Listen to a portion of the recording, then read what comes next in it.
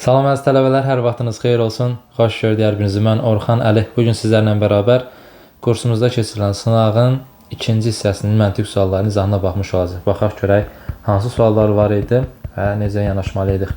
Çətin suallar da var idi, asan suallar da var idi, orta suallar da var idi. Ümid edirəm ki, artıq hər suala yanaşma tərzini formalaşdırıbsınız. 71-ci sualda deyir ki, müəllim Qarabağ Azərbaycandır mövzusunda imla yazdırdı. Şagirdlərdən Kamil, Seymur, Vahid, Tahir, Nailə hər biri imlanın bəndində birində səhv etmişdi. Baxın, hər biri imlanın bəndinin birində səhv eləyibdi. Dərsdən sonra şagirdlər həmsiniflərinin buraxdığı səhvlər barədə rəylərini bildirirlər. Birinci şagird 2, 3, 4, 5, şagirdin 5 də rəy bildirir və bizdən sonra 3-cü bənddə kim səhv edib. Mən artıq bilirəm ki, bu deyilən fikirlərdən hər biri imlanın bəndinin birində səhv eləyibdir. Yəni biri düzdür, biri səhvdir, biri düzdür, biri səhvdir. Burada eləməli olduğum məsələ nədən ibarətdir? Birinə düz, birinə səhv verib başlanğıc olaraq başlamaqdır. Təbii ki, lap birinizdən bilə bilməzsən ki, buna düz deyim, buna səhv deyim, amma yoxlamaqla başqa bir əlacın yoxdur. Nə edəcəksən? Deyirsən ki, Kamil birinci bənddə səhv eləmiş olsun, onda Vahid dördüncü bənddə səhv eləməsin. Buna uyğun görək davamı gəlir, yoxsa gəlmir. Mən bilirəm ki, artıq burada yazaq birinci, ikinci, üçüncü, dördüncü və beşinci. Yazandan sonra, buradan yazaq beşi. Deyirəm ki, birinci bənddə artıq Kamilə plus qoymuşamsa, yəni hansı bənddə səhv elədiyi anlamına gəlir. Kamil birinci bənddə səhv eləyib. Ona buraya yazıram Kamili. Daha sonra Vahid dördüncü bənddə səhv eləməyib. Çünki çıx qoymuşam. Bax, ona görə ikinci şagirdin dediyində də Vahid dördüncü bənddə səhv eləyib fikrinin üstünə xətt çəkirəm ki, yox. Seymur ikinci bənddə onda avtomatik olaraq düz olur. Çünki bunların dediyinin hər birindən, ikisindən daha doğrusu biri doğru, biri səhv idi. Seymur ikinci bənddə səhv eləyib fikrini doğru götürdüm. Onda ikinci bənddə səhv eləyən olur ki, Seymur. Bir də kim idi? Kamil. Burada yazdıq Kamili. Sonra üçüncü şagird deyir ki, Seymur ikinci bənddə. Yuxarıdakı Seymur ikinci bənddən səhv elədiyini doğru qəbul eləmişəm deyə burada doğru yazıram. Onda avtomatik olur bu səhv. Kamil üçüncü bənddə səhv eləyib, yanlış məlumatda. Həqiqətən Kamil birinci bənddə səhv eləmişdi. Sonra yazır Tahir birinci bənddə, Nailə isə ikinci bənddə. Sonra yazır Nailə üçüncü bənddə, Tahir isə beşinci bənddə səhv eləyibdir. İndi qalır son hissələri müəyyənləşdirmək. İndi Tahir birinci bənddə, Nailə ikinci bənddə səhv eləyib deyəndə bunların hansını doğru götürəcəksən? Tahir birinci bənddə doğru götürsən, yanlış eləmiş olacaqsan. Çünki birinci bənddə səhv eləyənin Kamil olduğunu eləmişdin, tapmışdın daha doğrusu. İkincisini bunu səhv götürüb, bunu doğru götürmək istəsən, Nailə ikinci bənddə səhv eləyib, yenə də səhv eləmiş olacaqsan. Niyə? Çünki ikinci bənddə də Seymurun səhv elədiyini tapıbsan. Yəni bu dördüncü şagirdin dediklərindən heç hansı düz olmur. Bu da ümumiyyətlə şərtə ziddiyyət təşkil etdiyinə görə avtomatik olaraq bilirsən ki, sən başlanğıc olaraq səhvə yol veribsən. Yəni Kamil birinci bənddə səhv elədiyi fikri başlayanda davamı gəlmir. Dördüncü bənddə artıq uyğunsuzluq yaranır deyə bunu silirsən sürətli şəkildə və yox edəcəksən. Çünki bunun başqa bir əlacı yoxdur ki, birbaşa bunu atasan. Bəlkə də təsadüfən başlamış ola bilərsən buna. Kamil birinci bənddə yox. Çünki ondan başdan da artıq düz olmadı. Vahid dördüncü bənddə səhv eləyib. Vahid dördüncü bənddə səhv eləyib, mən doğru fikir qəbul elədim. Vahidi yazıram dördüncü bəndə. Deməli, Vahid dördüncü bənddə səhv eləyibdir. Əla. Əgər Vahid dördüncü bənddə səhv eləyib, mən doğru fikir qəbul elədimsə, onda burada da doğru fikir qəbul eləməliyəm. Seymur ikinci bənddə səhv eləyib, səhv fikir götürürəm. Axı, biri doğru, biri düz olmalıdır.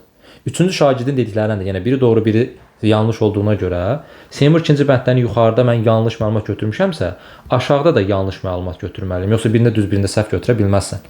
Deməli, Seymur ikinci bəndəni səhv götürdümsə, yanlış götürdümsə, onda Kamil üçüncü bənddə səhv eləyib fikri doğru fikir olmuş olur. Kamil üçüncü bənddə səhv eləyib fikri doğrudursa, gətirib üçüncü bəndə Kamil yazırsan. Burada yazdıq Kamili. Elə bizdən də zaten soruşurdu, yox, axıra qədər getməliyik. Düzdür, bunun başqa bir versiyası yoxdur, çünki birinci ehtimal səhv oldu. Artıq üçüncü bənddə kim səhv edib? Kamil. 71-də cavabımız A götürə bilərsiniz, davamı gətirməyə də bilərsiniz. Çünki iki ehtimal var da, ya bu səhv olsun, ya bu. Sadəcə misalın həqiqətən də bu formada götürüləndə davamı gəlir, onu görəsiz deyə davamını gətirəcəm. Sonra Tahir birinci bənddə, Nailə ikinci bənddə səhv edib, Nailə üçüncü bənddə, Tahir beşinci bənddə səhv edib fikirlərinə gələndə dörddən bir şey çıxarda bilmirsən, çünki başqa-başqa bəndlərlə bağlı məlumat verir. Mənim əlimdə olan məlumatlar yoxdur ondan bağlı. Amma beşinci bənddə, beşinci şagirdin dediyində yazır ki, Nailə üçüncü bənddə səhv edib. Nailə üçüncü bənddə səhv eləyə bilməz axı, bu səhv fikirdir. Çünki mən üçüncü bənddə Kamilin səhv elədiyini tapmışam. Onda Nailə üçüncü bənddə fikri səhvdirsə, Tahir 5-ci bənddə səhv edib fikri doğru fikirdir. Bunu doğru kimi qəbul elədim. Tahir 5-ci məddədirsə, bura gətirib Tahiri yazırsan, yəni 5-ci məddə səhv eləyibdir. Tahir 5-ci məddə səhv elədiyini doğru qəbul elədimsə, onda Tahir 1-ci məddə səhv eləyib fikri yanlış fikirdir. Bu yanlış fikirdirsə, onda Nailə 2-ci məddə səhv eləyib fikri doğru fikirdir. Deməli, Nailə 2-ci məddə səhv eləyib doğru fikirdirsə, bura gətirib yazılan kimi Nailəni. Nailə, Kamil, Vahid, Tahir getdi. Kim qaldı? Görə bilmirəm. Seymur qaldı. Gətirsən burada Seymur yazsın. Seymurla bağlı bir məlumat vermişdim burada. Bəli, yazmış Seymur 2-ci mədddə. Seymur 2-ci mədddə görürsən, mən də onları səhv götürmüşdüm. Həqiqətən Seymur neçənci məddədir? 1-ci mədddə, imlanın 1-ci bəndində səhv eləmişdi. Bu formada gedəndə 5-nin də hansı mədddə səhv elədiyi tapılmış olurdu.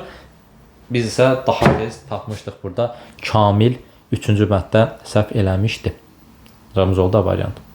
72-də verilən sözlər arasında məntiqi əlaqə analoji olan variant seçin deyir. Qızılgül, ətirşah. Bu ətirşah qızılgülün hər hansı bir növü, qızılgül ətirşahın hər hansı bir növü deyil. Bunu əksərən tələbələr qarışdırır. Qızılgül sanki ətirşahın bir növü kimi qəbul eləməyə çalışanlar olur, amma nadirən olar. Yəqin ki, elə düşünmürəm ki, hamı gül üçün. Qızılgül də ayrı bir güldür, ətirşah da bir güldür. İkisi də bir gül növü olduğuna, bitki növü olduğuna görə mən də lazım nə? Bakı şəhərdirsə, burada bir dənə nə yazım? Şəhər yazım. Ona görə cavabımız olur nə? D variantı Gəncə. Yəni Bakı şəhərdir. Hə, şəhərdir. Bakı paytaxtdır. Hə, paytaxt nə olsun, amma yuxarıdakı uyğunluğu qorumalısan axsan. Qızılgüldə, ətirşah da ikisi də bitkidir. Bakı da, Gəncə də ikisi də şəhərdir deyə bilərik. 73-cü sual. 4 rəqəmli ədədi həmin ədəd haqqında verilən məlumatlardan istifadə edərək müəyyən edin və ədədin rəqəmlərin hasilini tapın deyir. 4 rəqəmli bir ədəd tapmalıyam mən. Bunlar haqqında nə deyir? Deyir ki, rəqəmlərdən ikisi doğrudur, lakin yerləri yanlışdır. Lap yaxşı. Rəqəmlərin üçü doğrudur, onlardan birinin yeri yanlışdır. Hamısı yanlışdır. Mənə çox kömək olacaqsa biri budur. Elə oradan başlayaq. Hamısı yanlışdır dedi. Hamısı yanlışsa, deməli mənim istifadə edəcəyim, yaxud ki, tapacağım deyək, rəqəmdə, ədəddə 9, 0, 5, 6 rəqəmləri olmayacaq. 9, 0, 5, 6. 9 yoxdursa, buradan 9-u silirəm. 5 yoxdursa, buradan 5-i silirəm. 0 yoxdursa, buradan 0-ı silirəm. 0 yox deyə buradan 0-ı silirəm. 9, 5, 6. 6 da yox deyə buradan 6-nı da silirəm. Başqa nəsə qaldı mı? Qalmadı. 9, 0, 5, 6-dan hamısı yanlışdır dediyinə görə avtomatik olaraq 9, 0, 5, 6 harda varsa sildim onları. İndi hardan başlayaq? Diqqətli olub bu hissəni görməyə lazım idi. Fikir versək, orada da 2, 1, 7 var, aşağıda da 1, 2, 7 var. Deməli, rəqəmlərin üçü doğrudur. 217-dən orada da istifadə edirsən, aşağıda da istifadə edirsən. Amma o ikisi ilə bağlı gör nə verir. Deyir ki, rəqəmlərin üçü doğrudur, onlardan birinin yeri yanlışdır. Birinin yeri yanlışdır. Amma digər ikisinin yeri doğrudur. Rəqəmlərdən üçü doğrudur, lakin birinin yeri doğrudur. Bax, bu hissədən birinin yeri yanlış deyəndə ikisi doğrudur, hansı ikisi bilmirsən.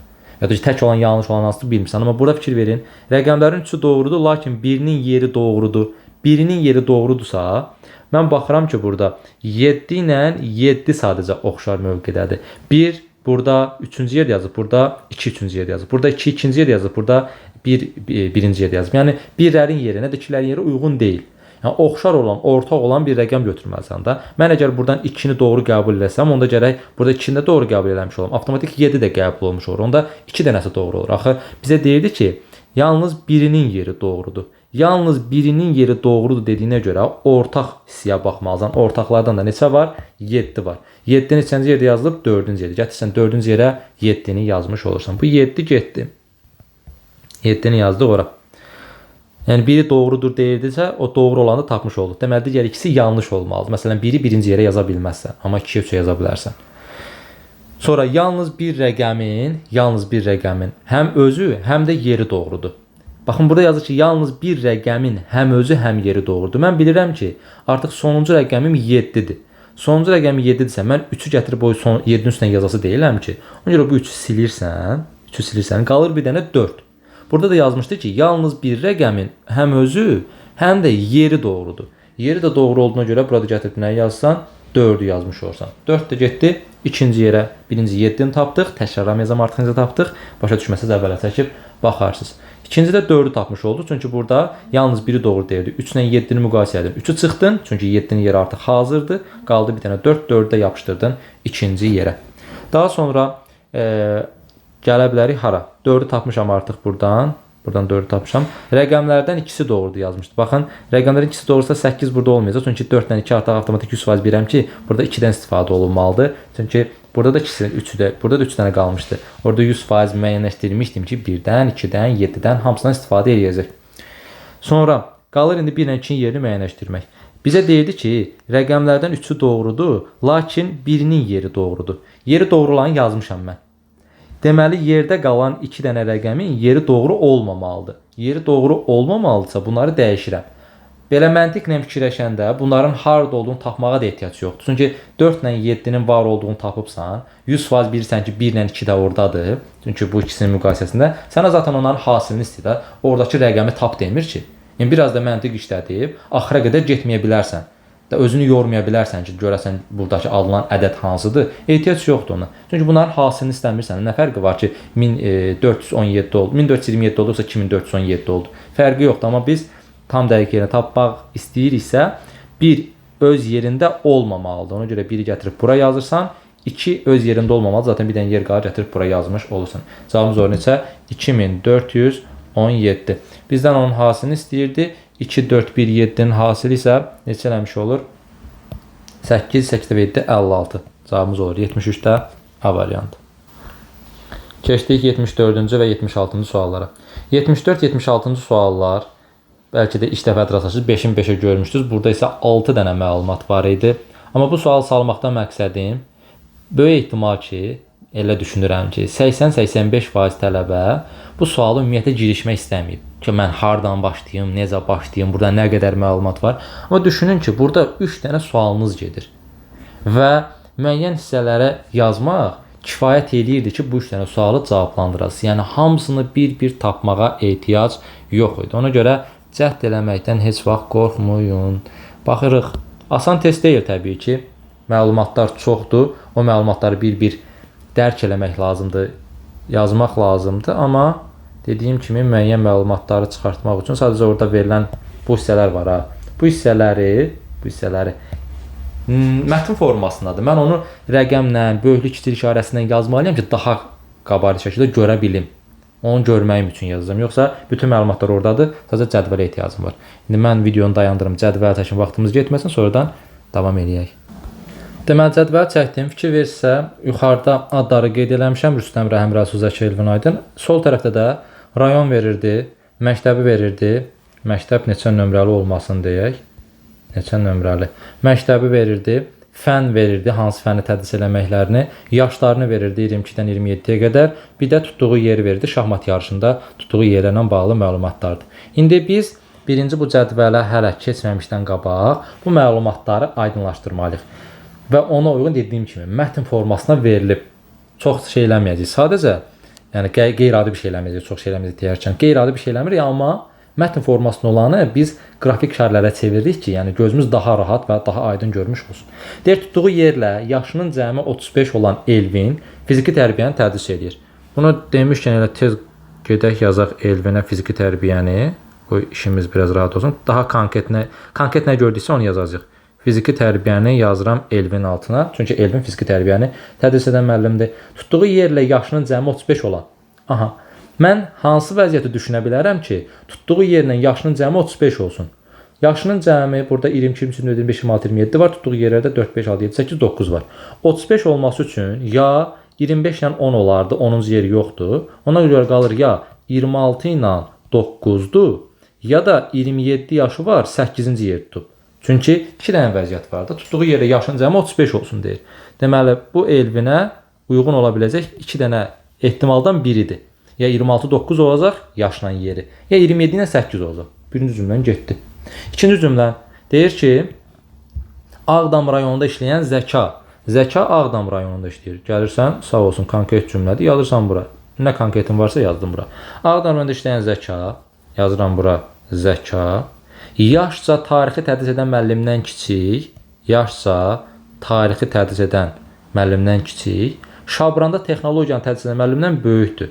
Şabranda texnologiya. Burada yazsan, Şabranda texnologiya. Buradan çıxarda bilərsən Zəka texnologiya müəllimi deyil, Zəka tarix müəllimi deyil, amma hələ ki ehtiyacın yoxdur. Bu qalsın. Lazım olsa çıxardarsan bunu. Bunu da yazdıq. Bu da getdi. Bakıda 256 nömrəli məktəbdə işləyən müəllim 185 nömrəli məktəbdə ədəbiyyat fənni tədris edən müəllimdən kiçikdir. Deməli 256 nömrəli məktəbin müəllimi kimdirsə, o 185 nömrəli məktəbdə işləyən müəllimdən kiçikdir. 185 nömrəli işləyəndən kiçikdir. Həmin o 185-də də işləyən ədəbiyyat fənnini tədris edir. ədəbiyyatı tədris eləyir. Yaşsa ən kiçik olmayan 19 nömrəli məktəbi müəllimindən böyükdür. Burada da böyükdür kimdən? 19 nömrəli məktəbi müəllimindən. 19. Deməli, bu da ən kiçik deyil. Bunu da yazdıq. Sonra yazır ki, Aydın və 5-ci yer tutan müəllim texnologiyanı tədris eləmir. Buraya yazıram Aydın, bir də 5-ci yer. Kimdirsə, texnologiyanı tədris eləmir. Texnologiyanı tədris eləmədi. Bu da getdi. Görürsünüz nə qədər məlumat var, amma sadəcə mən onu çevirməliyəm bu formada qısa yazıları. 25 və 27 yaşları olan, tədris etdiyi fənlərin adı eyni hərflə başlayan müəllimlərdən birinin adı Rüstəmdir. Bizim kömək olacaq hissələrdən biri də budur. Ən çox kömək olacaq. 25 və 27 yaşları olan, tədris etdiyi fənlərin adı eyni hərflə başlayan, bunu yadda saxlayın, lazım olacaq birazdan, eyni hərflə başlayan, müəllimlərdən birinin adı Rüstəmdir. Bunlardan biri Rüstəmdir. Digəri Qusar rayonunda 35 nömrəli məktəbdə işləyir. Digər kimdirsə, Qusardadır, özü də 35 nömrəli məktəbdə işləyir. Bunu da yadda saxlayırsınız. 25-27 də Rüstəmlə buna aid olmuş olacaq. Bu da getdi. Rəhim və Zəkanın tutduğu yerlərin cəminə bərabər olan yeri tutan, Rəhim və Zəkanın tutduğu yerlərin cəminə bərabər olan yeri tutan deyirsə, gəlib baxırsan ki, burada 4, 5, 6, 7, 8, 9-cu yerlərdən sadəcə 4 ilə 5-in cəmini yarada bilərsən. 5, 6, 6, 7, 7, 8 və 4, 8 heç hansı burada digər ikisinin cəmini vermir. Sadəcə bir vəziyyət mümkündür. O da 4, 5 və 9-cu yerlərdir. Çünki 4 ilə 5-in cəmi 9 yerdə, başqa heç bir hissədə bunu ala bilməzsən. Yazır ki, Rəhim və Zəkanın tutduğu yerlərin cəminə bərabər olan. Rəhim və Zəka 4, 5 dedirsə, avtomatik olaraq bilirsən ki, 4 ilə 5-ə ya Rəhimdir, ya Zəkadır. İndi hansı 4-dədir, hansı 5-dədir, onu hələ ki bilmirəm. Bunu da qeyd elədik. Sonra yazır ki, indi onun cəminə bərabər olan yeri tutan, yəni 9-cu yeri tutan, yaşı cüt ədədlə ifadə olunan, yaşı cüt ədədlə ifadə olunan müəllim Göyçay rayonunda, buraya yazıram Göyçay rayonunda 4 nömrəli məktəbdə tarix fənnini tədris edir. Bütün məlumatlar var, amma kim olduğunu tapandan sonra rahat-rahat yaza bilərəm. Bu da getdi. Qaldı bir dənə axırıncı. Adları R hərfi ilə başlayan müəllimlərdən ikisinin şahmat üzrə tutduğu yerlərin cəmi 15-ə bərabərdir. Adları R hərfi ilə başlayan. Adları R hərfi ilə başlayanlar kim idi? Rüstəm, Rəhim, bir də Rəsul. Deyir ki, müəllimlərdən ikisinin şahmat üzrə tutduğu yerlərin cəmi 15-ə bərabərdir. 15-ə bərabərsə ya 6-9-dur, ya da 7-8-dir ki, baş hərfi R olan müəllimlərin ikisinin cəmi tutduğu yerlərin cəmi nəyə bərabər olsun? 15-ə bərabər olmuş olsun. Yəni deyirəm, bu asan tipli sual deyil təbii ki, amma qorxmaq lazım deyil. Zaten sizə bu tipli sual qarşıda çıxacaq 100% ki, çıxacaq, amma indi ola bilər ki, 6-ın 6-ya çıxmasın, 5 dənə çıxsın. Yəni də demək olar ki, eyni səviyyəli suallardır. Bütün məlumatları qeyd edəndən sonra burada bir analiz eləmək lazım. Düzdür, mən də tam gözümün qabağında olası deyil, biraz aşağı yuxarı eləyəcək, amma siz elə bir vərəqə ağ yer yazın ki, hamısı gözünüzün qabağında olsun. Mütləq ki, boş yer olur vərəqin əvvəlində, axırında. Nəysə, indi buradan hansı hissədən başlamalıyıq ki, bizim üçün daha rahat olsun. İndi məlumatlar var, o məlumatlar hissəsindən başlamalıyıq. Fikir verirsə, sonuncu hissədə deyirdi ki, R hərfi ilə başlayanların ikisi cəmi eləyə bilər? 15 eləyə bilər. Elə bilər, yox, 15-ə bərabərdir. Mən baxıram ki, adları R ilə başlayan Rüstəm, Rəhim, Rəsuldan Rəhimlə bağlı bir məlumat verib. Yazmışdıq axı ki, burada Rəhimlə Zəka ya 4-cü ya da 5-ci yer tutubdur. 6, 7, 8, 9-cu yerlərdən hər hansısa birini Rəhim tuta bilməz. Yazmışam da konkret olaraq. Ya 4 ya da 5-ci yerdir. Ya 4 ya da 5-ci yerdirsə, onda bu 6-9 ola biləcək. Və ya 7-8-ci yeri tuta biləcək şəxslər kimlərdir? Rəhim oradan çıxdın, qaldı Rüstəmlə Rəsul. Burada yazsan ki, bu yerdə Rüstəmlə Rəsulun adını yazmaq lazımdır. İndi bizə yazırdı ki, 9 nömrəli yox, 9-cu yeri tutan. 9-cu yeri tutan müəllim tarix fənni tədris edir. Fikir verin. Görürsə, ən çox məlumat buradadır da. 9-cu yeri tutan müəllim tarix fənnini tədris edir. 9-cu yeri kim tuta bilərdi? Gəl baxsan ki, Elvinlə bağlı bir məlumatın içərisində o hissə var. Ya Elvin ya 9-cu yer tuta bilərdi, ya da 8-ci yer tuta bilərdi. Artıq mən 100% bilirəm ki, Elvin 9-cu yer tuta bilməz. Niyə? Çünki Özü lap əvvəlki məlumatların içərisində verilmişdi ki, Elvin fiziki tərbiyə müəllimidir. Əgər Elvin fiziki tərbiyə müəllimidirsə, 9-cu yerdə tutan da tarix fənni tədris etsə, bu niyə Elvin olsun ki? Ona görə Elvini 100% bilirsən ki, 9-cu yer tutmayıb, avtomatik olaraq 26 yaşı da olmur. Onda Elvinin 27 yaşı olur. Buraya yazırsan 27. Eyni zamanda neçənci yer tutur? 8-ci yer tutur. Burada yazsan 8-ci yer. Artıq Elvinlə bağlı olan hissələri tapmış olduq ən azından müəyyən qədəri ilə. Daha sonra hansı hissəyə baxa bilərik? Yaşı 25 və 27 olan hissəsi var idi. Baxın burada. Yaşı 25 və 27 olan hissəsində biri Rüstəm idi, biri də digəri isə Qusarda 35 nömrəli məktəbdə işləyən idi. Yaşı 27 olan kim oldu? Elvin. Yaşı 27 olan Elvin oldusa, bu yaşı 27 olan Elvin olsa, deməli bu söhbət kimdən gedir? Buradan gedir də. Yaşı 27 olan buradadır. Bəs yaşı 25 olanı kim qaldı? Yaşı 25 olanda Rüstəm qalmış oldu. Deməli gətirirsən, Rüstəmin yanına yazsan 25 yaş. Rüstəmin yanına yazsan 25 yaş. Eyni zamanda digərinin də Qusarda 35 nömrəli məktəbdə işlədiyini bilirdin. 27 yaş olan kim idi? 27 yaş olan tapıbsan da Elvin idi. Deməli Elvin harda işləyir? Qusarda. Neçə nömrəlidir? 35 nömrəlidir. Bunu da müəyyənləşdirmiş oldun. Elvin Qusarda işləyir. Bir də 35 nömrəli məktəbdə. Bunu tapdıq. Sonra onunla bağlı bir cümlədə davamında var ki, 25 və 27 yaşlar olan bir də yazmışdı ki, nə? Tədris etdiyi fənlərin adı eyni hərflə başlayan müəllimlər.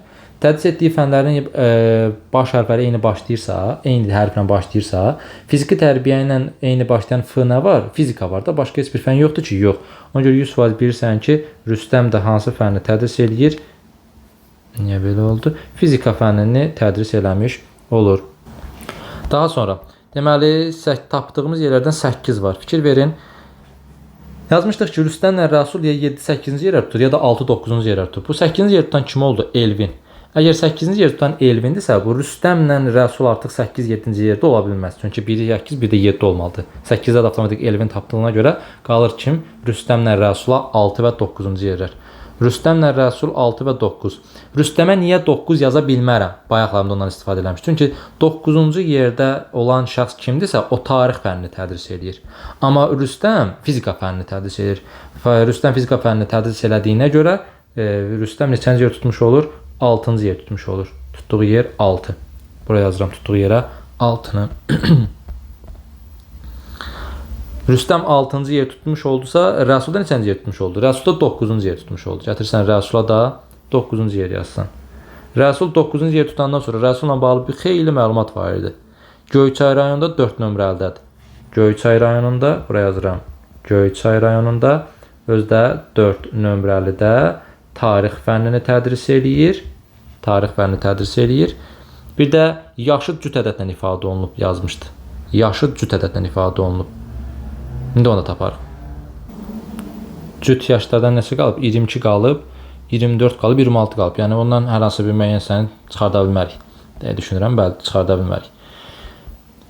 Mətnin müəyyən hissələrini qeyd eləmişik, fikir verirsiniz. Ondan sonra davam eləməyə ehtiyac olan hissələrimizdən, məsələn, 256 nömrəli, 185, 19 nömrəli, heç hansını tapmamışam deyə onunla bağlı məlumatım yoxdur. Aydın və 5-ci yer tutan texnologiyanı tədris eləmirdi.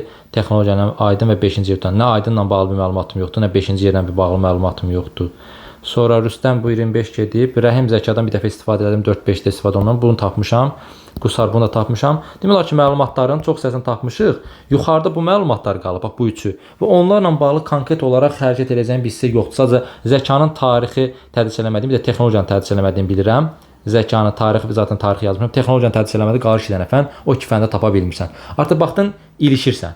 Yəni buradan o tərəfəsi yoxdur da. Düzdür, bura qədər gəlmək də o qədər asan deyildi. Amma ən azından bura qədər gəldin. Baxdın ki, artıq bundan sonra məlumatlarda bir əskiklik var. Çıxmır da, hər hansı bir məlumat çıxmır. Onu dayanırsan. Bunu gətirməyim. Gedirsən suallara baxmağa. Bəlkə elə bəs eləyir ki, sən bu qədər məlumat gəlir ki, həqiqətən də bəs eləyəcək. Müəllimləri yaşının azalması azlığı düzün deyir. Mən 2 dənə yaş tapmışam, bunu necə eləyim? Niyə eləməyəsən ki? Bu yaşların içərisində ən böyüyü neçə yaş idi? Elə 27 yaş idi, düzdür? Mən 27 yaşı tapmışam. Kimdir? Elvin. Elvin neçə nömrəlidədir? 2 nömrəlidir. Deməli, sənin cavabın başlayır 2 ilə. 27-dən sonra 26 yaş. Tapıbsan 26 yaşı. Yox, 26 yaş tapmışsan deyə bir dəfə nöqtə qoyuram bura. Bilmirəm 26 yaş kimdir? Sonra 25 yaş tapıbsanmı? Bəli. O kimdir? Rüstəm. Rüstəm neçə nömrəli qeyd olunub? 4 nömrəlidir. Deməli 2 ilə başlasın, sonra da 4 ilə davam etsin. 2 ilə başlayan bunlar deyil. Ya C-dir, ya D-dir. Bu 2 davamlı 4 gəlir. Axı 4-ün 25 yaşı var idi, 26 yaşı yox. Ona görə bunda çıxsan cavabın qarşına 74-də D variantı. Buna görə deyirdim ki, mətnin axıra qədər məlumatları işləməyə ehtiyac yoxdur. 2, 4 getdi. Sonra uyğunluğu müəyyən edin deyir. Tapmışam kimi? Rəsula Göyçaydır. Rəsula Göyçay, yəni A-ya 2 tapmışam. Daha sonra Qusar Elvində. Qusar Elvində, Qusar Elvində 3-ə B tapmışam. B-yə də 3 tapmışam. A-ya 2, B-yə 3. A-ya aydın tapmamışam ki, yox. Lazım da deyil. Çünki A-ya 2, B-yə 3 olan D variantı var. 75-ci sualın cavabı olur yenə D variantı 74-dəki kimi. 75 də getdi, gəldi 76. Şahmacıda tutduğu yerlərə görə 4, 6, 8-ci yerləri müəllimlərin tədris etdiyi fənləri tapın deyir. 4-ü bilmirsən, amma 6 ilə 8-i bilirsən. 6 ilə 8-də kim var? 6-da Rüstəm var.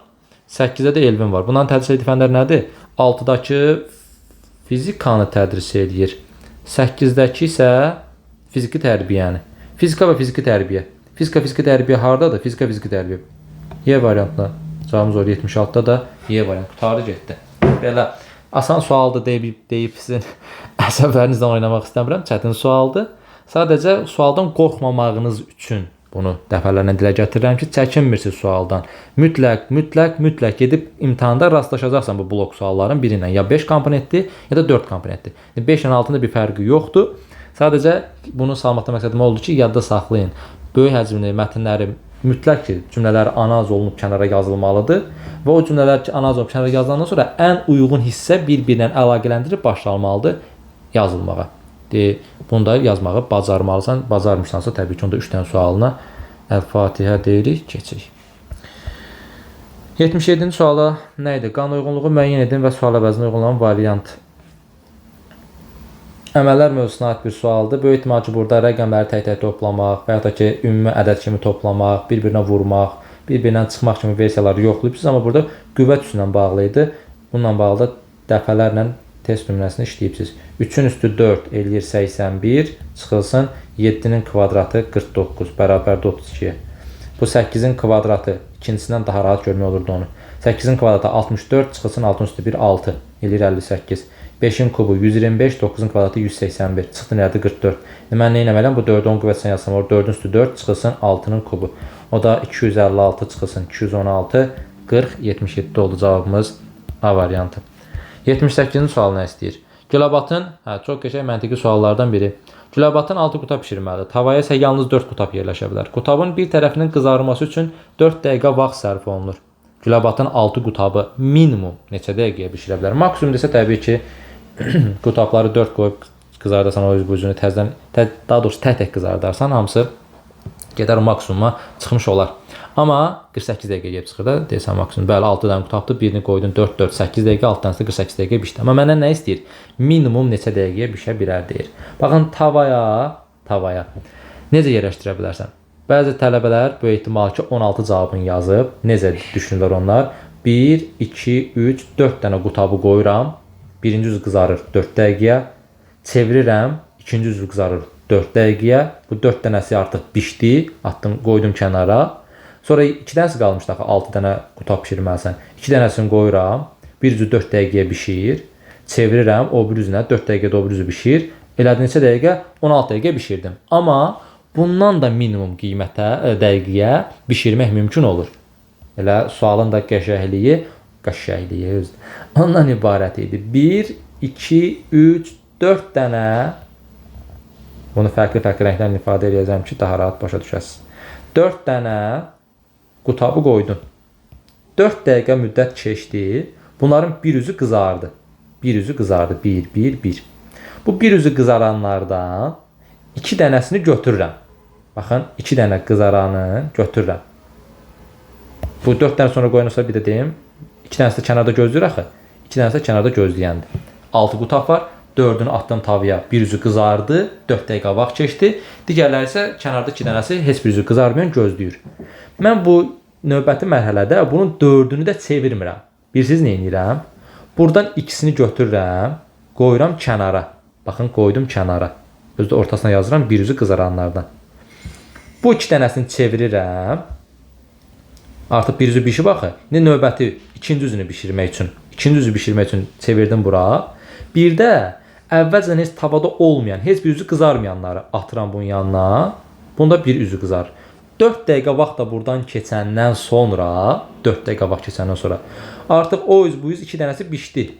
Bu 2 dənə qutabı hazır elədim, atdım kənara, qoydum kənara. Növbəti mərhələdə artıq bunun da bir üzü bişibdi. Bu kənara qoyduqlarımın da bir üzü bişibdi. Nə edirəm? O kənarda olan bir üzü bişənlərin də bişməmiş üzünü çevirirəm, qoyuram bura. Bir də içəridə bir üzü bişənlərin bişməmiş üzünü çevirirəm, qoyuram yan-yana. Olur 4 dənəsi və 4 dəqiqədə vaxt keçəndən sonra hamısı bişmiş olur. Artıq bunun da 2 üzü, bunun da 2 üzü qızarmış olur və ümumilikdə 12 dəqiqə vaxt sərf eləməklə mən qutabları bişirmiş oluram. Ümid edirəm ki, başa düşdünüz bunun məntiqini. 6 qutabdır. 4 dənəsini tavaya atsan, sürətləyəcəm, artıq bir də incəliyən getməyəcəm. 4 dənəsini qoydun tavaya, bir üzü qızardı. Daha sonra 4-ünü də çevirmirsən. Bu qızaranlardan ikisini qoyursan kənara. Növbəti qızarmayanları qoyursan onun yanına. Bunu da təbii ki çevirirsən. Bunun artıq 2 üzü çevrilir. 4 dəqiqə getmişdi orada. Bunun artıq 2 üzü qızardı deyə 4 dəqiqədə buradan vaxt gedir. Bunun bir üzü qızarıb, bir də kənarda olanların bir üzü qızarıbdır. Onun qızarmayan üzlərini çevirib qoyursan yanaşı 4 dənəsi də burada bərabər şəkildə 4 dəqiqə vaxt keçir və ikinci tərəflərdə qızarmış olur. Ümumilikdə 12 dəqiqədən istifadə etməklə 12 dəqiqə vaxt ərzində bunları neyləmiş oluram? Bişirmiş oluram. Qanun uyğunluğu müəyyən edin deyir 79-cu sualda. Nədir 79-cu sualda qanun uyğunluq? Dairələr. Bu tipli suallarda bəzən o şəkil cədvəllərində oxşar şəkillər axtarsan, amma burada oxşar şəkillər yoxdur. Diqqətlə baxsaz görərdiniz ki, bu üç şəkli bir-birinin üstünə qoyanda bütöv qara bir şəkil alınmış olur. Baxın, bu hissə bura tamamlanır. Bu parça bu hissənindir. Bu parça bu hissənindir. Bu parça da bu hissənindir. Fikir verdiniz, üstə çəkdim. Bütöv qara bir dairə alınmış oldu. Bu parça bu hissənindir. Bu parça buranındır. Bu parça buranındır, bu parça da buranındır. Görürsünüz, tam eyni mövqedə olanları üstə çəkmiş oluram. İndi mənə nə lazımdır? Tamamlayım, görüm nəyə ehtiyacım var. Bu hissəni çəksən öz yerinə, buranındır. Bu hissəni də çəksən öz yerinə, daha doğrusu üzülsən. Bu hissə də burayla üstə düşür deyə heç nə çəkməyə ehtiyac yoxdur. Üstə düşüb sadəcə. Üstə düşəndə də heç nə olmur. İndi mənə nə lazımdır? Mənə lazımdır ki, bu hissədə olan qara şəkili seçim, yəni buradan. Və onları çəkib tamamlayanda bütöv bir qara dairə alınmış olsun. Onun da olması üçün hansı varianta ehtiyacım var? Deyəsən Y variantı, düzdür? Bu aşağıda, solda, bir də yuxarıda. Bəli, 79-cu sualın cavabı olur. Y variantı. Şəkillər üstə çəkəndə bütöv bir qara dairə alınsın. Gəldik 80-ci suala. Verilən sözlər arasında məntiqi əlaqəni istəyir. Çaynik, çay, stəkan, içki. Əlaqə nədir? Çaynikdə çay olur. Çayı stəkana süzürsən, bir də çay içkilərdən biridir. Qələm mürəkkəbdə olur. Yox, qələmdə mürəkkəb olur. Çünki dedik çayda çaynikdə çay olur dedik. Düzdür, qələmdə mürəkkəb olur. Aha. Çay stəkanda olur dedik. Mürəkkəb yazda olur. Yox, əlaqəsi itdi. Göldə balıq olur. Çaynikdə çay olur. Aha, əlaqə yaxşı gəlsin. Sonra çay stəkanda olur, balıq tavada olur. Balıq qızartmanın bir növü yox, yeməyin bir növü olarsa desəydi, yaxşı olardı. Qatar, vaqon. Qatarda vaqon olur. Vaqonda kupe olur. Vaqon relslərdən biridir deyə bilmirsən. Şaftalıda çəyirdək olur. Çəyirdə şirinlərdən biridir deyə bilmirsən. Birbaşa əlaqəyə keçdim. Cavabımız olur nə? Y variantı. Nə dedik? Çaynikdə çay olur. Tavada, yəni çaynikdə çay qaynadılır deyə bilir də. Tavada kotlet bişirilir. Çay stəkanda təqdim olunur. Kotlet boş qabda təqdim olunur. Çay içkilərdən biridir. Kotlet yeməklərdən biridir. Cavabımız olur hər mövqeyə uyğunluğuna görə Y variantı. 80-ci sualı bitdi. Keçdik 81-ə. Qanun uyğunluq nədən ibarətdir? Rebuslara aid o qədər də asan ağla gəlməyən sual idi, amma dəhşətli dərəcədə dəhşətül vəhşət bir sual da deyildi. 12 ilə 18-in cəmi 30-dur. 10 ilə 6-nın hasilinin yarısı 30-a bərabərdir. Yəni 6 vurulsun 10, bölünsün 2 bərabərdir 12 plus 18-ə. 7 ilə 17-nin cəmi 24-dür. 6 və 8-in 48, 2-yə böləndə 24 eləyir. 6 dəfə 8-in eləyir 48, 2-yə bölünən neçə eləyir? 24. Mənə lazımdır ortadakı kvadratların cəmi 24 eləsin. 19'u var. Nəyə ehtiyacım var? 5'ə. Cavabımız olur 81-də A variantı. Ortadakıları bu ikisini cəmləyirsən, bu ikisini cəmləyirsən. Digər ikisi hasilinin yarısına bərabər götürürsən. 82-ci sual. Bu tipli suallarda ya oxşarlar qeyd olunur, ya fərqlilər ixtisar olunur. Oxşarlar ixtisar olmuş olur. Görək burada nə edir? Nöqtələr və düz xəttləri yəqin ki, görə bilirsiniz. Mən yuxarı şəkilə baxanda fikir verirəm ki, məsələn, bu şəkil tamamlanıb. Bu parça gətirib bura çəkib, bu parçanı çəkib bura, bu parçanı çəkib bura, bu parçanı çəkib bura. Yəni, ikisində bütöv şəkildə tamamlama işləri aparır. Oxşar hissələr olmadığına görə başqa bir hissəyə müraciət edirəm görmə. Bu oxşarları ləğv edir, yoxsa eləmir. Baxın, bu hissədən onu tuta bilərsən. Mən görürəm ki, bu xəttlə bu xətt birləşəndə burada yenə də çəkib dəmir xəttdir. Deməli, oxşar hissələri silib eləmir. Yəni, ləğv eləmək kimi bir işi yoxdur. Sadəcə toplayır. İndi mən də bu iki şəkli nə etməliyəm? Bir-birinin üzərinə toplamalıyam. Yuxarı hissədə çəkmə ehtiyac yoxdur. Birini digər üzərinə tamamlaya bilərsiniz. Bu xəttimiz, görürsünüz, düz xətt yox deyə buradan onu tamamlayırsan. Daha sonra altdakı bu xətti görürsünüz, o yoxdur deyə buradan onu tamamlayırsan. Sağdakı bu xətt yoxdur deyə sağdakı xətti tamamlayırsan. Başqa da ki, heç nə. Burada boşdur, orada da boşdur, burada boşdur, burada boşdur. Heç nə qalmadı onsuz da ki, digər hissələrdən də. İndi cavab variantı olaraq hansı variantdadır? Onu seçsən, qutardı, getdi. B deyil, C də deyil, E variantı fikir verin. Bizə nə lazım idi? Bir bu hissə boş, bir də bu hissə boş. Həqiqətən bir bu hissə, bir də bu hissə boş olan hansı variantdadır? E variantındadır. 80-85-ci sual. Sinifin 7 məzunu Tibb Universitetinin müalicə işi, əczaçılıq və stomatologiya fakültələrinə qəbul oldular. A və Y eyni fakültəyə qəbul oldu. Əczaçılıq fakültəsinin məzunlarından yalnız biri qəbul oldu. B, D, F müxtəlif fakültələrə qəbul oldu. Bir də C-nin qəbul olduğu fakültəyə bu sinifdən cəmi 2 nəfər qəbul oldu. Yəni bir C, bir də başqası. Kim var, nə yox yazırıq. Müalicə işi var. Buraya yazıram müalicə işi. Sonra əczaçılıq var. Bir də stomatologiya var.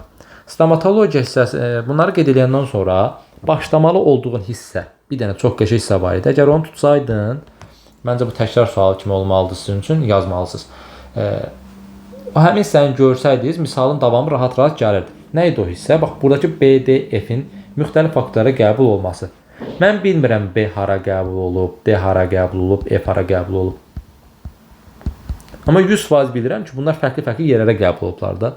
B, D, F %100 dəqiq yerini, %100 dəqiq yerini bilməsən belə, konkret olaraq ora yazmalısan ki, B, D, F öz aralarında yerlərini dəyişə bilərlər, bilmirəm hansınadır, amma bu formada hərəsi birinə qəbul olub. Bunu niyə yazırıq? Çünki yazırdı ki, əczaçılıq fakültəsində məzunlardan yalnız biri qəbul olub. Avtomatik olaraq əczaçılığı bloklayırsan ki, B, D, F, bilmirəm B, D, D, D, F-dir, amma 100% bilirəm ki, ya B, ya D, ya da F-dir əczaçılıqda təhsil alan. Başqa heç kim ola bilməz. C-nin qəbul olduğu fakültə. Mən artıq C-nin qəbul olduğu fakültəni əczaçılıq qəbul edə bilmərəm. Niyə? Çünki əczaçılığa ya B, ya D, ya da F qəbul olardı. Amma C-nin qəbul olduğu fakültə 2 dənə nəfər qəbul olur. Ona görə sənin ehtimalın olur 2 dənə ehtimal. Nədir o 2 dənə ehtimalın? Birincisi odur ki, yenə də B, D, F-lə işin yoxdur. Bunu %100 bilmirsən. Ona görə yazırsan buradan B, D, F-i. Və qeyd edirsən nəyi? C, əczaçılıqda heç kimi yaza bilməsən. D deyil, şərti olaraq onu dairəyə alıram. Yenə deyirəm, bilmirəm B-dir, D, F-dir, amma 100% o üçündən biridir da. Buna görə 2 dənə ehtimalın çıxır ortaya. Nədir o 2 dənə ehtimal? Bir, C-ni 100% bilsən ki, buraya yaza bilmirsən də əczaçılığa. Ona C-ni hara yaza bilsən? Ya müalicə işini yazarsan, ya da stomatologiya yazarsan da başqa ehtimalın varsa de. Mən yazım. Yoxdur. Bir dəfə C-ni bura yazıram, bir dəfə də C-ni bura yazıram. Əczaçılığa yazmaq üçün ehtimalım yoxdur. C-ni oraya yazandan sonra mən belə bir cümlə oxumuşdum ki, C-nin qəbul olduğu fakültəyə bu sinifdən cəmi 2 nəfər qəbul olur. Cəmi 2 nəfər qəbul olsa, artıq burada bloklanır. Buraya heç kimi yaza bilməzsən. Müalicə işini heç kimi yazmadınsa, əczaçılığa heç kimi yazmadınsa, geridə qalan bu tələbələr hara getməlidir? 100% stomatologiya getməlidir. B, D, F, C gedibsə, B, D, F, C gedibsə, A, C, Y qalır. 100% A, C, Y birinci ehtimalda bura yazılmalıdır. Keçirəm ikinci ehtimala. İkinci ehtimala dedim, bəlkə C stomatologiya fakültəsinə qəbul olsun. Onda da yazırdı ki, yəni eyni şeydir, şərtdir. C-nin qəbul olduğu fakültəyə bu tələbələrdən ikisi, bu sinifdən cəmi ikisi qəbul olubdur. Onda FG bloklanır, stomatologiya artıq C qəbul olduğuna görə bundan başqa 2 nəfərdən başqa heç kim qəbul ola bilməz. Şərt mənə deyirdi onu. Yerdə qalan A, C avtomatik olaraq hara yazılır? Gətirib əczaçlığa yazası deyilsən ki, əczaçlığa çünki bir nəfər qəbul olurdu, onu da şərt demişdi. Onda avtomatik olaraq A, C, Y gəlir düşür bu hissəyə. Bu olur sənin 2 dənə ehtimalın. Əczaçlıqda bir nəfər olacaqdı deyə C-ni ya müalicə işinə yazdın, ya stomatologiya 2 dənə ehtimalın çıxdı ortaya. Sonra gəlsən sualları işləməyə. Aşağıdakılardan hansı mütləq səhvdir? C müalicə işi fakültəsinə qəbul oldu. Ola da bilər, olmaya da bilər. Stomatologiya fakültəsinə məzunlardan ikisi qəbul oldu. Birinci ehtimalında 4 dənəsi, ikinci ehtimalda 2 dənəsi qəbul oldu. Bu da ola da bilər, olmaya da bilər. A və B müxtəlif fakültələrə qəbul oldular. Birinci ehtimalında fərqlidir, amma ikinci ehtimalında eyni fakültələrə qəbul oldular. Bu da ola da bilər, olmaya da bilər. Müalicə işi fakültəsinə məzunlardan 4-ü qəbul oldu. Birinci ehtimalda ikisi qəbul olub, ikinci ehtimalda 4-ü qəbul olub. Demək, bu ola da bilər, olmaya da bilər. Əczaçılıq fakültəsinə qəbul oldu kim? C. Səhv deyir. Ya stomatologiya fakültəsinə qəbul olur o C. Ya da ki, müalicə işinə. Əczaçılığa qəbul ola bilməz. Niyə? Çünki əczaçılığa yalnız ya B, ya D, ya da F-dən biri qəbul ola bilərdi. E mütləq səhvdir. Bu məzunlardan hər birinin qəbul olduğu fakültəni tapmaq üçün yuxarıda verilənlərdən əlavə azı 3 nəfərin qəbul olduğu fakültə açıqlanmalıdır. Bəli, 3 nəfərin açıqlanmalıdır. Deyir, bu 3 nəfər kimdir? Bu 3 nəfərin ikisi mütləq şəkildə BDF-dən biri ikisi olmalıdır. İkisi BDF-dən olmalıdır. Niyə? Mən nə B-ni bilmirəm, nə D-ni, nə də F-i bilmirəm. Desə ki, B-nin müalicə işinə qəbul olduğunu. Dedi ki, B müalicə işinə qəbul olub. Hardan bilirsən ki, əczaçlığa D qəbul olub, yoxsa F? Bilmirsən də, düzdür. Bəzən tələb edirəm, üçünü də versin də. Üçünü də vermirsə tapa bilmərəm, axı taparsan. Özü çox qəşəng şəkildə taparsan. Necə? Desə ki, B müalicə işindədir, D də əczaçılıqdadır. Misal üçün deyirəm də. Bunu desə, F-i deməyə ehtiyac qalırmı? Əsla ehtiyac qalmır. Ehtiyac qalmırsa, deməli, məntiqi nədən ibarətdir? Mən şərt konkret ola bilmirəm ki, B ilə D-ni verməlidir. Deyirəm ki,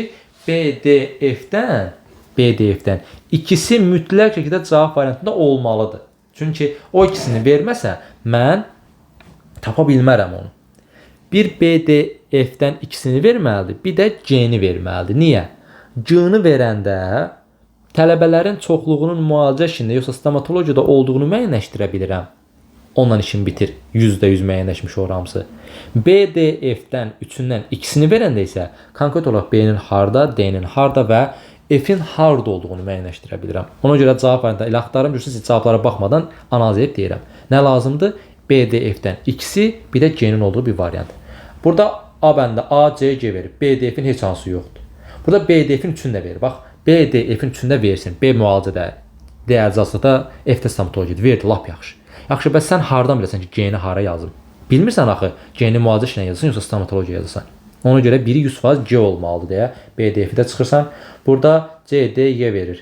BDF-dən bir dənəsini verib. Olmaz, ikisini verməlidir. Burada C, Y, F verir. Burada bir dənə F vermiş olur. Olmaz. Cavabımız var. Hansı variant? Y variantı. B, F, G. Həqiqətən desək mənə B müalicə işindədir. F stomatologiyadadır. G-də müalicə işindədir desə, avtomatik digərləri hamısı çıxır. G müalicə işində olduğuna görə A, C, Y 100% stomatologiya yazılmış olur. B müalicə işində, F stomatologiyada olduğuna görə D də avtomatik qalar əczaçılığa. Ehtiyac yoxdur artıq onlara demək. Ona görə cavabımız Y-dir. Əgər bu məzunlardan çoxunun müalicə işi fakültəsinə qəbul olduğu məlum olarsa, çoxu müalicə işinə qəbul olduğu deyirsə, onda bu ehtimalı silirsən. Çünki çoxu müalicə işində olsun. Söhbət bu hissədən gedir. Nə istəyir? 7 məzundan neçəsinin hansı fakültəyə qəbul olduğunu tapmaq mümkün olmaz. A, C, Y-nin 100% bilirsən ki, haradaydı bu? Müalicə işindədir. G-ni 100% bilirsən ki, nədədir? Stomatologiyadadır. Çünki konkret olaraq ən çox bura qəbul olunduğunu deyirsə. Yerdə qalır B, D, F. Mən onunla bağlı hansı məlumata malikəm, sahibəm? Heç bir məlumata malik olmadığıma görə nə B-nin, nə D-nin, nə də F-in hansı fakültəyə qəbul olduğunu tapa bilmirsən. Yəni, üçünün 85-ci sualına cavab olur nə? Y variantı. Üçündə də Y bəndə oldu. Bəli, burada da Y, orada da Y, orada. Belə, gəldik 86-cı suala. Qanuna uyğunluğu müəyyən edin və sual əvəzinə uyğun variantı seçin deyir. Sənə əlvida deyək. Get. Qanuna uyğunluğu müəyyən edin. Nədir qanuna uyğunluq? Hə. Deməli, diqqətlə baxsaq, görərik ki, buradakı 3 bucaq yuxarıdan aşağıya doğru bir dəfə fırladılıbdır. Yuxarıdan aşağı fırladılsa, deməli, növbətçisində yuxarıdan aşağı bir dəfə fırladılmalıdır. Şəkil çəkməyəcəm. Bir dəfə də yuxarıdan aşağı fırlatmaq üçün sual kağızının yerindəki şəkli çəkirəm, ha, qırmızı ilə. Düşməlidir hara? Bu hissəyə. Bu hissədə olur. Bu hissədə olandan sonra bir dəfə də yuxarıdan aşağı fırlasam, bir dəfə də yuxarıdan aşağı fırlasam, gəlib aşağıda dayanmalıdır. Həqiqətən də baxın, bu şəkildə sual işarəsinin yerində, qırmızı ilə çəkdiyim sual işarəsinin yeridir. Oradan da bir dəfə aşağı fırladanda gəlir, həmin üçbucaq dayanır burada. Deməli, bu üçbucağın işi bir dəfə bura gəlmək, bir dəfə bura gəlmək, bir dəfə bura gəlməkdir. Diqqətlə baxsan görərsən. Bundan işim bitdi. Sonra keçirəm digər üçbucağa. Bu üçbucaq bir addım qalxıb yuxarıya fikir verirsiniz, buradadır. Növbətçisində yenə bir addım yuxarı qalxmalıdır. Bir addım buradan olan üçbucaq yuxarı çevrilərsə, gəlib bura düşməlidir. Üçbucaq gəlir, düşür bu hissəyə. Davamını gətirsən, normalda gəlib üçbucaq bura düşməlidir. Düzdür, baxın, həmin hissədə üçbucaq var. Deməli, bu üçbucağın da işi yuxarıya fırladılmaqdır. Deməli, bu qırmızının işi, qırmızı nöqtə qoyuram, aşağıya fırladılmaqdır, bura, bura, bura. Yaşlının işi isə yuxarıya fırladılır, bura, bura, bura. Diqqətlə baxsan, görərsən. Bəs bu rombun işi nədir? Onu da müəyyənləşdirək, işimiz bitsin. Romb buradadır. Bir dəfə sola doğru çevrildi, romb buradadır. Sola çevirsən, mən də bir dəfə sola çevrilməliyəm da. Bir dəfə də sola çevriləndə romb gəlir düşür bu hissəyə. Növbəti dəfə çevrilmədə harda olmalıdır? Burada. Baxın, həqiqətən də buradadır. Deməli, göyün də işi nədir? Sola, sola, sola çevrilməkdir. Nöqtələrlə, rənglərlə artıq göstərmiş oldum hər birinin işini. Bizə nə lazım idi? Sual işarəsinin yerində olan şəkil. Sual işarəsinin yerində olan şəkil bax budur. Bu hissələrdə olan şəkil hansı variantdadır? B bəndində. Neçənci sual idi bu? 86-cı sual cavab olur. B variantı. 87. Eyni kubun müxtəlif görüntüləri verilmişdir. Kubun digər görüntüsünü tapın.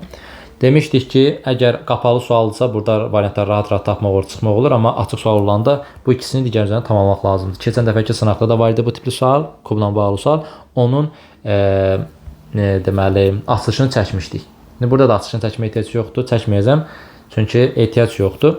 Amma F oxşar bir hissə olduğuna görə, F oxşar bir hərf olduğuna görə nə edirsiniz? Üçlü açılışını çəkib bir-birinin üzərinə tamamlığa çalışırsınız. Tamamlaya bilərsiniz yəni. Üçlü açılışda yəqin ki, bilirik, bunu bilməmək yəqin ki, biraz eyib olar bu dönəmə qədər gəlib çıxmışıqsa. Məsələn, üçlü açılış budur. F-in üstündə A, sağında T. Digərin üçlü açılışı necədir? Onu da çəkim. Burada F, burada R, burada da U. İndi F-lər oxşar olduğuna görə F-i əsas götürüb ona uyğun olaraq F-in üstündə A var deyirək, gətirib A-nı bura çəkirsən, görə çəkmirdim, hamısını çəkəcək getdim. Sağına da T var deyirsən, T-ni gətirib bura çəkirsən, formada davam gətirmiş olur. Amma mənə nə lazımdır? İndi qapalı sual deyə münasibətlərdən görmüş oluram, variantları tez-tez çıxacam.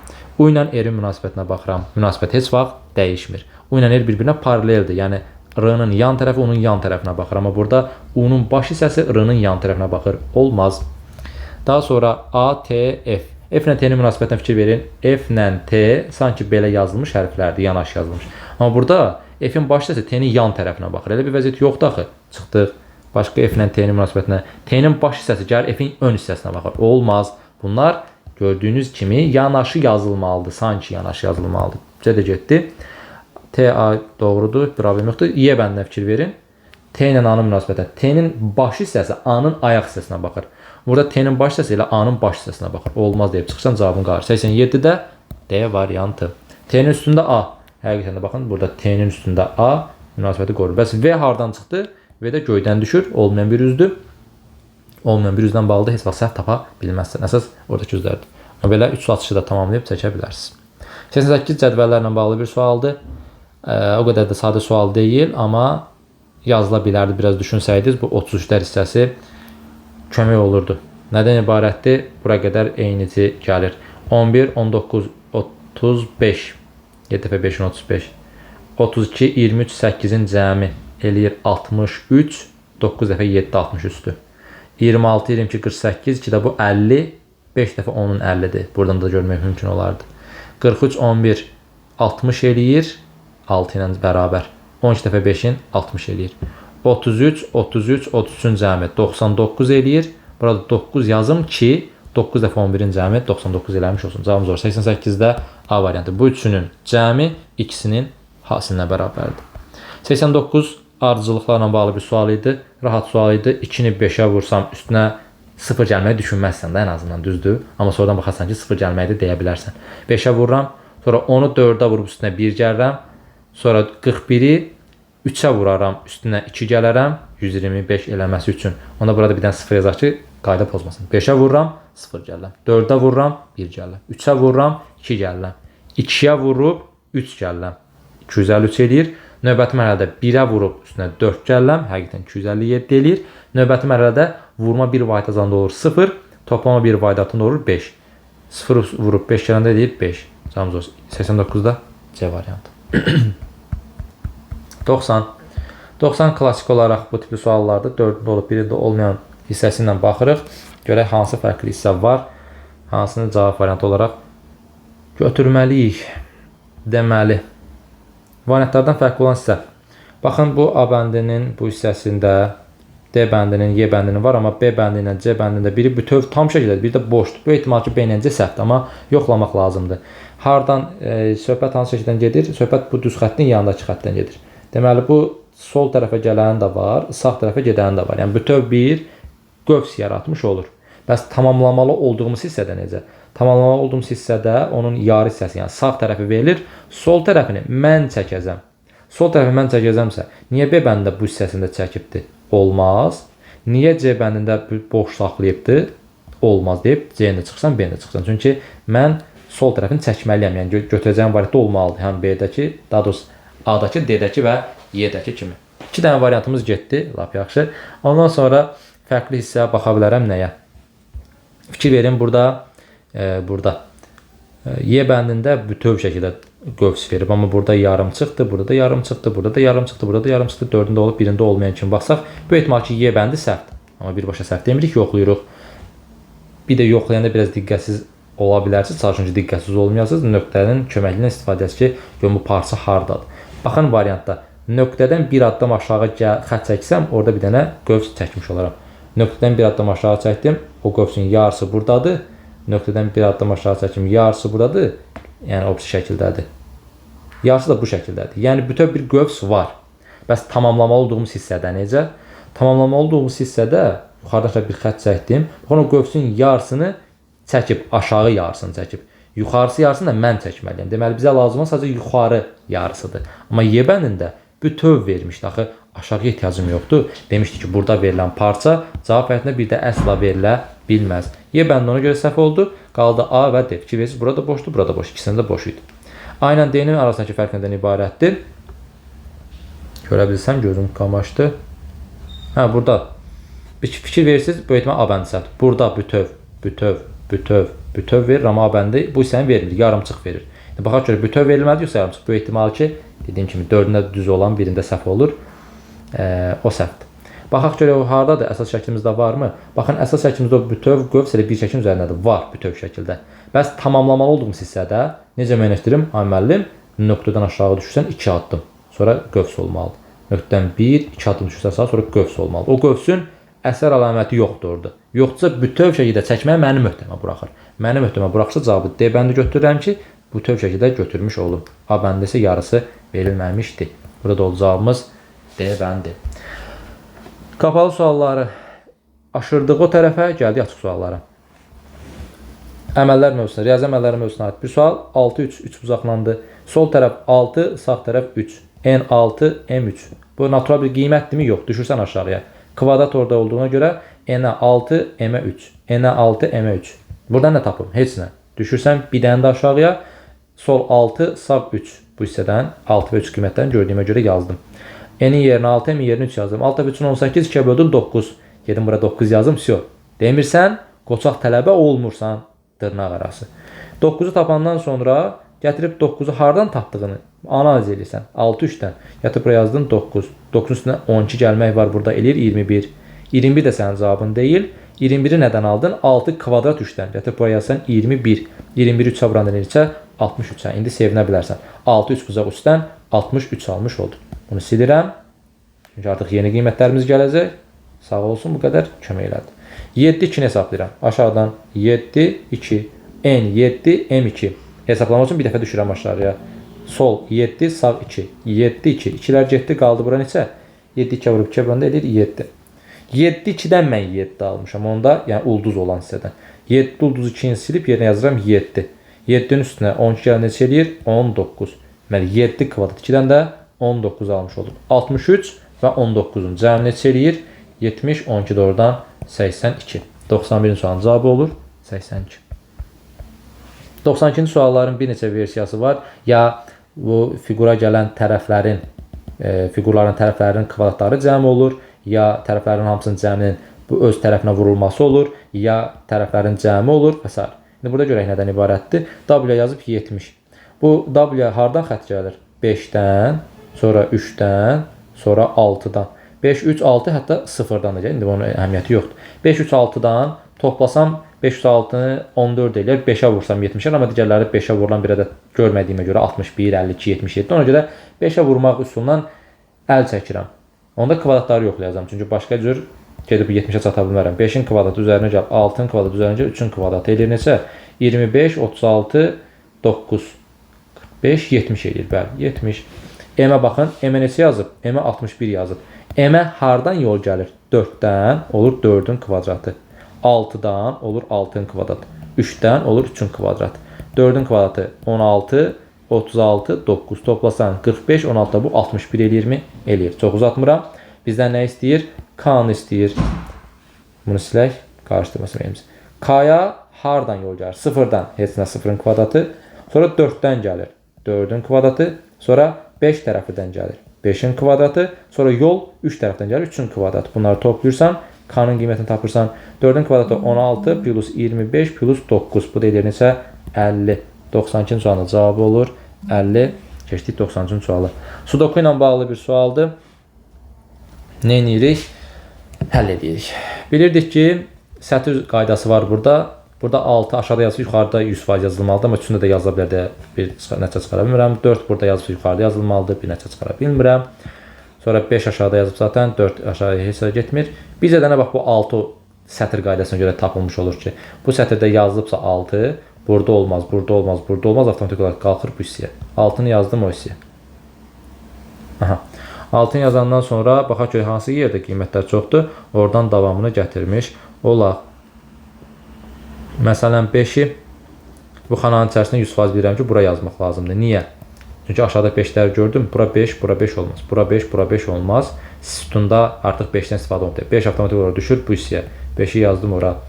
5'lərin biraz sayı çox deyə onların üzərindən oynasam görüm tapa bilirəmmi? 5 bu xananın içərisində, bu xananın içərisində hara yazıla bilər? Bura olmaz, bura olmaz. Çünki sütunda var. Bura olmaz, bura olmaz. Niyə? Çünki sətirdə var. Bir dənə qalır 5 bu hissəyə. 5 də bura yazdıq. Qaldı bir dənə yerdə 5. O da 100% gəlir bu xananın içərisində hara düşdüyünü tapmış oluram. Bura 5, bura 5 olmaz. Niyə? Çünki sütunda var. Bura 5 olmaz. Niyə? Çünki sütunda tapmışam. Avtomatik olaraq 5 düşür bu hissəyə. Fikir verirsə, hansı hissədə qiymətlər çox idisə, oradan davam elədim və köməyimə çatdı. Yəni qiymətlərin çoxluğu da bir yeri topalığı yox, fərqli-fərqli hissələrdə ayrı-ayrı qiymətlərin verilməsi də ayrı-ayrı yerdə verilməsi də köməyə çatdı. 5'lər məsəl üçün 3 dənə idi. Davamında 3 dənəsini mən tapmış oldum. İndi bu sütuna baxın, 3-cü sütuna. 2, 4, 5, 6 var, 1-dən 3 yoxdur. 3'ü bura yaza bilməzsən, təkrarlanacaq. Ona görə 3'ü bura yazırsan, 1'i də bura yazmış olursan.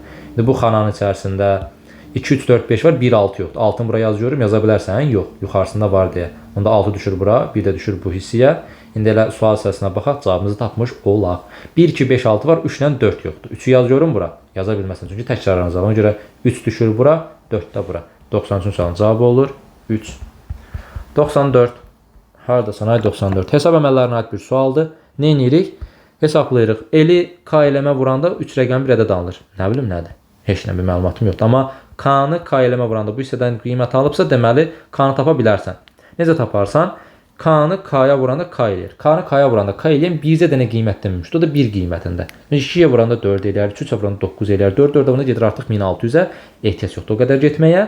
Yalnız və yalnız K hasildir. K vurulsun K bərabər K. 1 qiymətlə mümkündür. Ona görə K yazırsan 1.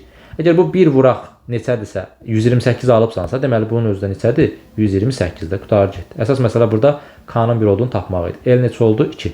2 dəfə 8, 16, 1 yadda, 4 1 yadda idi 5. 2 dəfə 1-in 2 toplasan 6, 3 yazın 1 yadda, 5, 1. 1536. Bizə istəyir ki, 4 rəqəmdə yazılmalıdır sual şərəsinin yerinə. Cavaba yazsan 1536. Çətin sual deyildi. Və son sual 95-ci sual.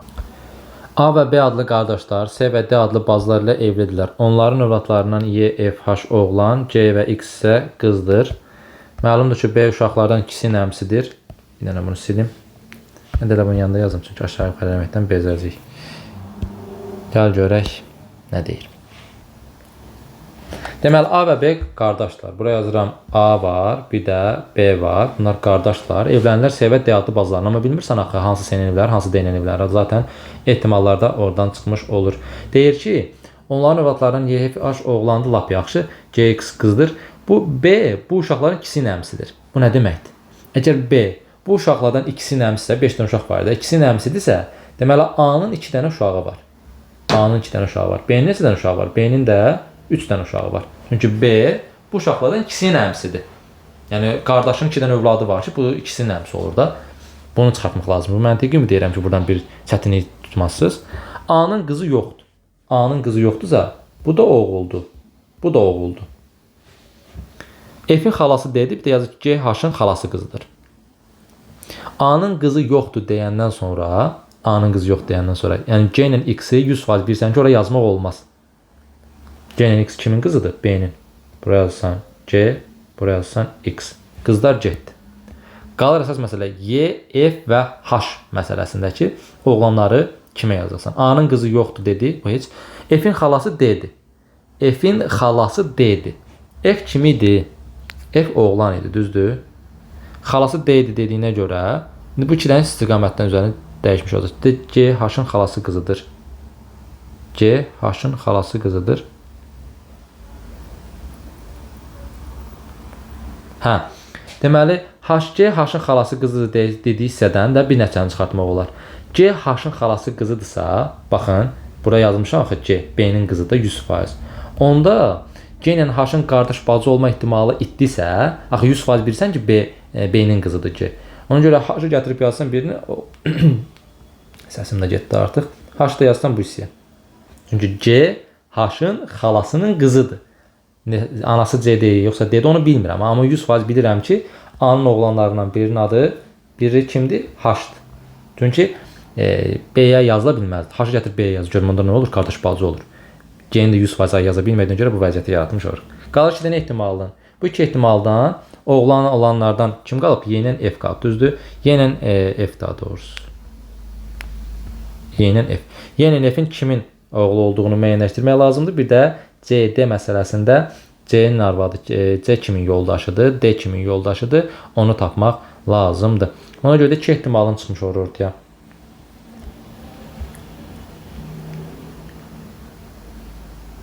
F-in xalası D-dir yazmışdı, düzdür?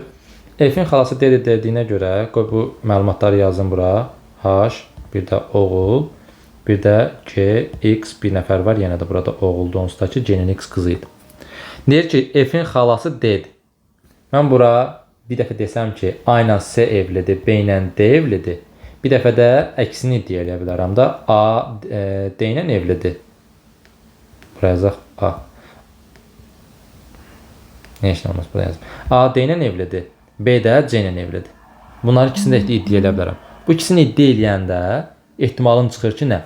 F-in xalası D yazmışdı axı. F-in xalası D-dir deyə, onda F-i buraya yazmalısan ki, F-in xalası D olmuş olsun. Ona görə F oraya yazanda avtomatik olaraq Y qalır bu hissəyə. Bu ikinci ehtimalında isə F-i buraya yazmalısan ki, F-in xalası D olsun. F-in xalası D olmasın, F-i buraya yazdın, onda Y qalır bu hissəyə. Bu iki ehtimalla gedirsən suallarını işləməyə. 1. Mütləq doğru, 2. Mütləq səhv, 3 isə doğru və səhv olması müəyyən olmayan hissədir. Yazır ki, bəndə C F-in anasıdır. C F-in anasıdır. Hər iki ehtimalda doğru olan bir fikirdir. Niyə? Çünki A-nın da C ilə evli olduğu məqamda F-in xalası deyil axı. Onda C gedir kimə qalır? C F-in anası olmuş olur da. Və yaxud da ki, A-nın D ilə evli olduğunu düşünürsən, bu dəfə B-nin C ilə olduğunu düşünürsən. Düşün də, yenə də F-in xalası D olduğuna görə F kimin oğlu olmuş olur? C-nin oğlu olmuş olur da avtomatik olaraq. Ona görə C F-in anasıdır fikri mütləq doğrudur. 1-ə yazırsan A-nı. Y C-nin qardaşıdır. Y C-nin qardaşıdır. Y C-nin qardaşı birinci ehtimalında var. Y C-nin qardaşıdır. İkinci ehtimalında isə Y C-nin qardaşı deyil, əmisi oğludur. Ona görə bu ola da bilər, olmaya da bilər. Gətirdin 3-də yazdın B-ni. C bəndə nə deyir? B D ilə evlidir. Bu avtomatik olaraq görsənir ki, B D ilə evli də ola bilər, olmaya da bilər. Çünki 2 dənə ehtimal yazmışam da. Burada A C evli idi, burada A D evlidir. Burada B D evlidir, burada B S evlidir. Deməli B D ilə evli də ola bilər, olmaya da bilər. Ona görə gəlsən 3-ə yazırsan bunu. Doğru olub olmaması müəyyən etmək mümkün deyil. H B-nin oğludur. H B-nin oğludur. H, haradasan ay H. H-ı lap əvvəldən tapmışıq. Fikir verdiniz. F ilə Y bizdə ehtimal qalırdı, düzdür? F ilə Y. Amma H-da bir ehtimal yox idi. H 100% A-nın oğluydu. H 100% A-nın oğludur. Həm bu ehtimalda A-nın oğludur, həm bu ehtimalda A-nın oğludur. Amma burada yazır ki, B-nin oğludur. B-nin oğlu deyil. D onda mütləq səhv olur. D-ni də yazsan bu hissəyə. Y F-in əmsi oğludur. Y F-in. Burada Y ilə F-in yerlərini müəyyənləşdirə bilməmişdik, düzdür? Amma müəyyənləşdirə bilməsən də Y ilə F həqiqətən də həmişə bir-birinin əmsi oğlu olur da. 2 dənə oğlan deyil, F ilə Y, bəli, 2 dənə oğlandır. Ya F A-nın oğlu oldu, B-nin oğlu Y oldu. Yenə əmi oğlu sayılmırlar, bunlar əmi oğludular. Çünki bunlar qardaşdılar. Və yaxud da ki, Y A-nın oğlu olsun, F B-nin olsun. Nə fərq var? Yenə də bunlar əmi oğlu deyil. Hər iki məqamda dəqiq bilməsən belə, hər iki vəziyyətdə bunlar Y F-in əmisi oğlu olmuş olur. Bəzən tələbə deyir ki, müəllim, mən axı dəqiq tapmamışam F kimin oğlu, Y kimin oğludur. Ona görə də mən bunu ola da bilər, olmaya da bilər səsi götürməliyəm. Yanlış edirsən. Tapsan da, tapmasan da bu fikir doğru fikirdir da. Y F-in əmsi oldu, qutarı getdi. Sənə demir ki, sən onu dəqiq tapıbsan yoxsa tapmayıbsan. Demir ki, Y kimin oğludur, F kimin oğludur. Sadəcə yatır ki, bir cümlə kimi Y F-in əmsi oldu. Şu da hansı məqam olur olsun, Y F-in əmsi oğlu olduğuna görə mütləq doğrudur. Burada yazsam bir dənə Y-ni. 1A-Y, 2D, 3də B-S. Bax belə. Bu da sonuncu sınavımızda olan məntiq sualların izahı. Ümid edirəm ki, sizin üçün faydalı oldu. İzahları yaxşı dərk elədiniz, yadda saxladınız. Növbəti hissələrdə yenə də sizin üçün fayda ola biləcək sualların izahını görmüş olacaqsınız. Növbəti sınavda görüşmə ümidi ilə özünüzə yaxşı baxın, əzmli olun. Növbəti sınavda görüşmə ümidi ilə hələlik.